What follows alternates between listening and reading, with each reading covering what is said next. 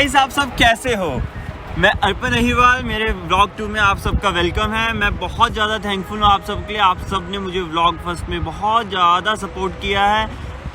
मैं एक नया व्लॉगर हूँ और मुझे इतनी ज़्यादा सपोर्ट करने के लिए बहुत बहुत धन्यवाद। और मैं बहुत सबसे माफ़ी मांगना चाहूँगा क्योंकि मेरी क्वालिटी बड़ी ख़राब थी। मुझे मेरे दोस्तों ने ही बोल दिया, दूसरे तो क्या ही बोलेंगे। दोस्त बोल रहे कि यार इतनी गंदी क्वालिटी डाल दी। उसमें मेरी मिस्टेक हुई, मैंने अपलोड करने में कोई दिक्कत कर दी थी। बट मैं आगे से ख्याल रखूँगा कि ऐसी गलती ना करूँ और धीरे धीरे आपको दिखता रहेगा मेरी इम्प्रूवमेंट जो भी होगी व्लॉगिंग में।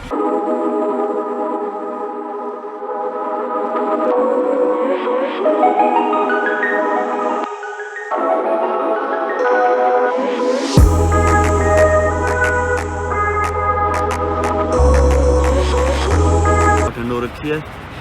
मैंने तो अपनी तरफ से पूरे कपड़े पहनकर आया था। ये हाफ जैकेट इसलिए पहनी, मुझे लगा कि आज व्लॉगिंग कर रहा हूँ तो थोड़े अच्छे से कपड़े पहन लेता हूँ। वैसे मेरा कोई ऐसा पर्पज़ नहीं था कि मैं हाफ सिर्फ शो करने के लिए पहनूँ। और आज धूप भी खिल रखी है तो मैंने सोचा चल पहन लेते हैं, क्या होता है। तो वैसे मैंने अपने दोस्त को कॉल कर दिया था कि जैसे ही मेरी व्लॉगिंग ख़त्म होगी तो मुझे पिक कर लिया। आज बहुत ज़्यादा ठंड है। तो आज क्या करने वाले हैं हम। आज ट्रैवलिंग ब्लॉगिंग से हट कर क्यों ना हम कुछ इन्फॉर्मेशन की बात करें। मतलब जो मेरे पास इन्फॉर्मेशन है मैं वो तुम्हें दूँ। पर्पज़ ये रहेगा कि तब मैं एज अ इंटरनेशनल स्टूडेंट यहाँ पर कनाडा में आया था।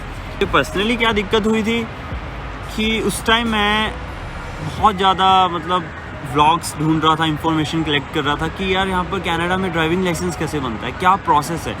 तो प्रोसेस तो यहाँ पर सब बता दिया, पर ना कोई किसका क्या एक्सपीरियंस रहा है असली में वो नहीं बता पाया। तो मैंने सोचा क्यों ना खुद बना ले, चलो बनाते हैं।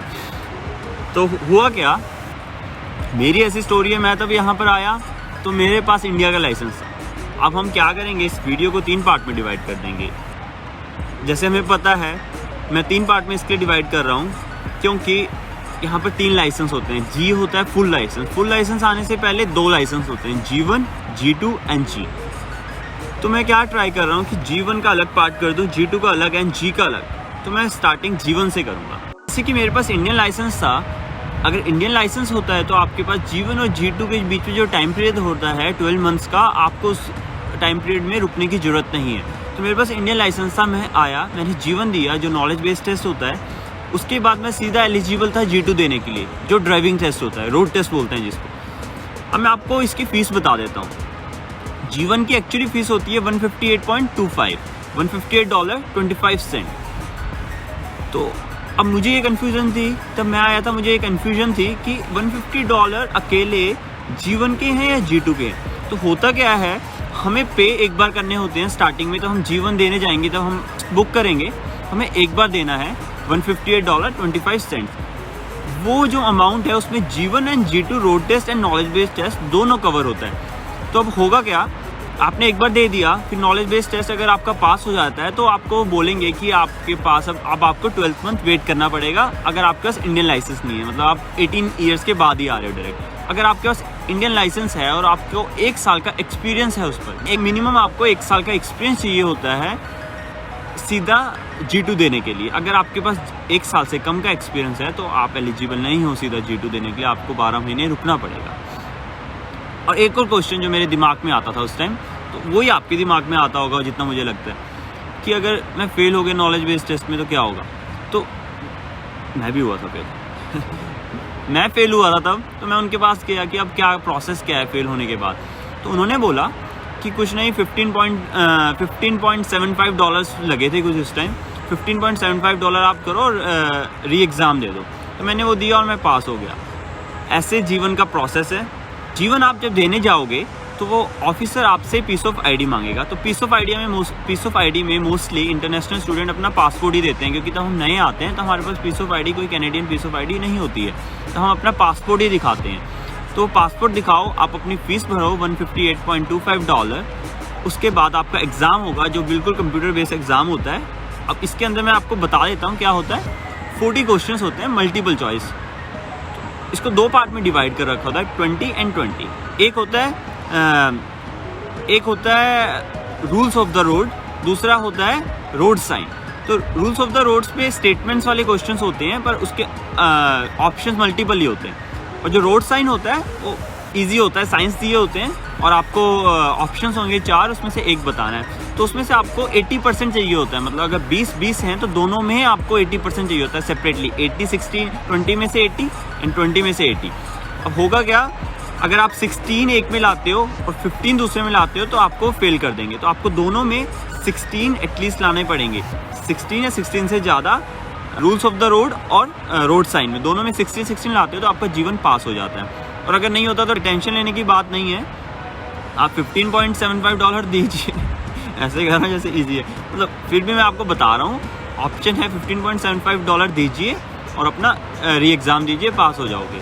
अब उसके बाद क्या प्रोसेस होता है, जिसके पास इंडियन लाइसेंस होता है और 1 साल का एक्सपीरियंस होता है वो तो सीधा एलिजिबल हो जाता है G2 देने के लिए, और जिसके पास नहीं होता वो क्या करते हैं, वो 12 महीने वेट करते हैं। 12 महीने की वेटिंग टाइम होती है, 12 महीने में बैठना नहीं है, ट्रेनिंग लेनी है। जो इंस्ट्रक्टर्स होते हैं, ड्राइविंग इंस्ट्रक्टर्स, उनसे ट्रेनिंग लेनी है।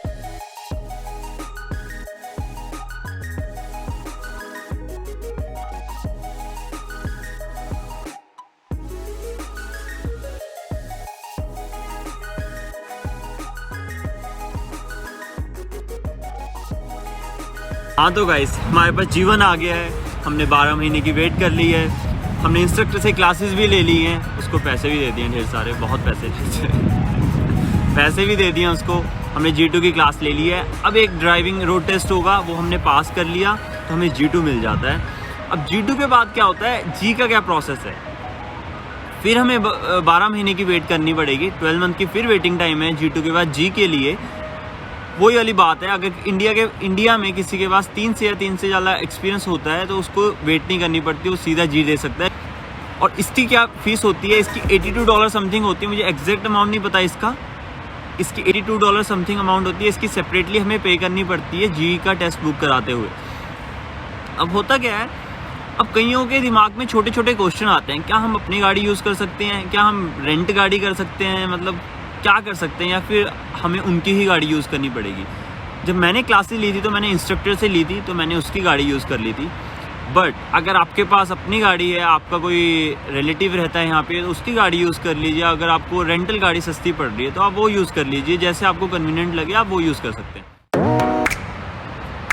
ये एक्चुअली मैं इस टाइम फैंशो कंजर्वेशन एरिया में बैठा हूँ, यहाँ पे अच्छी सी धूप आ रखी थी तो मैंने सोचा यहाँ आ जाता हूँ। यहाँ पे मोस्टली लोग यहाँ पे घूमने आ जाते हैं शाम को और आराम से वॉक करते हैं, लोग फिशिंग भी करते हैं। मैं भी दिखाने लेकर जाऊँगा आपको, यहाँ पे फिशिंग कर रही हैं।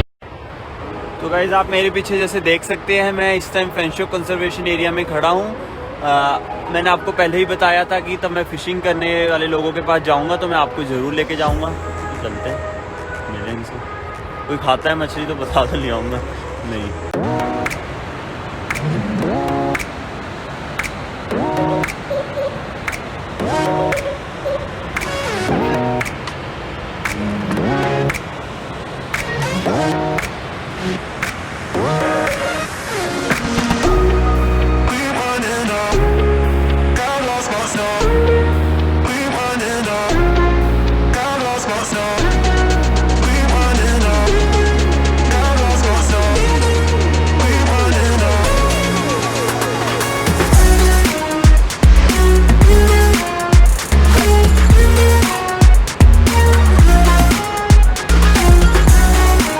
फ़िशिंग तो हो गई है, फ़िशिंग के बारे में हमने थोड़ा बहुत पता भी कर लिया है। बाकी मुझे इतनी नॉलेज नहीं है फ़िशिंग के बारे में, इसके लाइसेंस के बारे में मैं पता करूँगा। और अगर किसी को इंटरेस्ट हुआ तो प्लीज़ कमेंट में बताएं, मैं फिर इसके ऊपर भी ब्लॉग बनाते हैं। इसकी मतलब काफ़ी इन्फॉर्मेशन कलेक्ट करके फ़िशिंग लाइसेंस का क्या प्रोसेस है, कहाँ कर सकते हैं, कौन से सीज़न में कर सकते हैं, सब बनाते हैं। फ़िलहाल अभी G1, G2 और G के लिए आपको कोई भी डाउट है तो प्लीज़ मुझे कमेंट बॉक्स में लिखें और मुझे बताएं, या फिर इंस्टाग्राम में जाके मुझे DM कर दें ताकि मुझे पता हो। और यहाँ पे ठंड बहुत हो चुकी है, मैं आया हूँ और अपना G भी लेके आया हूँ। G के साथ आप ड्राइव कहीं भी कर सकते हैं, कहीं भी गाड़ी चला सकते हैं, कितने भी पैसेंजर पर गाड़ी में कोई प्रॉब्लम नहीं है। साथ में आपको G वाला भी उठाने की ज़रूरत नहीं है, ऑफ कोर्स, क्योंकि आपका G हो गया ना, तो आपको साथ में कोई बिठाने की ज़रूरत भी नहीं है कि G वाला लाइसेंस जिसके पास है वही बैठेगा। नाइट इवनिंग लड़का लड़की किसी के साथ भी जा सकते हैं, ठीक है। तो अगर आपका G है तो आप किंग है, किंग।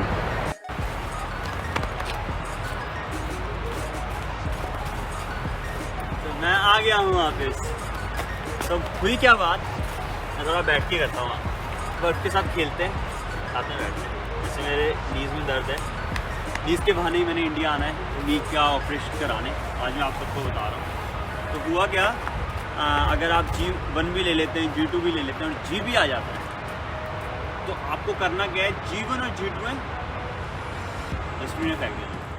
तो फिर हम अपने ब्लॉग की एंडिंग यहीं करते हैं। Thank you guys for watching this blog. Please like करो, शेयर करो, सब्सक्राइब करो।